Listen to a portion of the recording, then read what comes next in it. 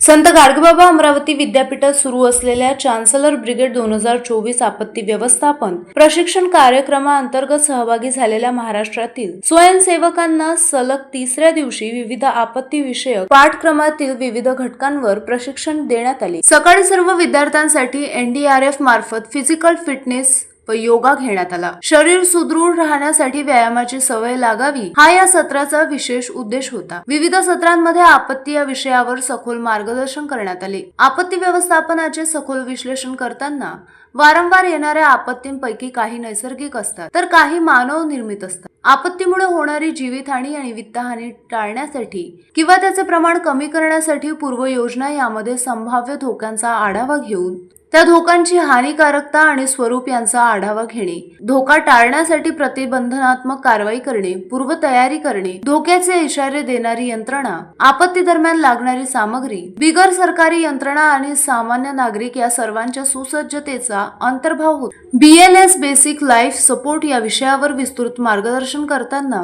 एखाद्या दुर्घटनेमध्ये एखाद्या व्यक्तीचे अथवा बालकाचे हृदय पडले, त्याला श्वास घेता येत नसेल तर अशा वेळी काय उपाययोजना करावी, तसेच 5 ते 6 मिनिटात केला जाणारा उपचार कसा उपयुक्त ठरतो, BLS उपचार पद्धती कशी महत्वाची ठरते हे व्याख्यानातून पटवून देण्यात आले। दुपारच्या सत्रात लिफ्टिंग अँड मूव्हिंग प्रात्यक्षिकामध्ये विविध प्रकारचे स्ट्रेचर्स तसेच सुधारित पद्धतीने आपल्या अवतीभोवती उपलब्ध असलेले संसाधन वापरून तयार करायच्या पद्धती व रुग्णांची उचल पद्धती यावर विविध प्रात्यक्षिकाचे सादरीकरण करण्यात आले। चंद्रकेतू शर्मा, कृपाल मुळे, अजय यादव, ईश्वर मते, बीरेंद्र जयस्वाल, हरीश ठाकरे तसेच NDRF पथकाने सर्व सत्रांच्या सुयोग संचालनाकरिता विशेष परिश्रम घेतले।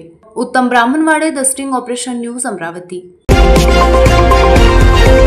द स्टिंग ऑपरेशन न्यूज, सत्याचे दुसरे नाव, अन्यायावर लेखणीचा घाव।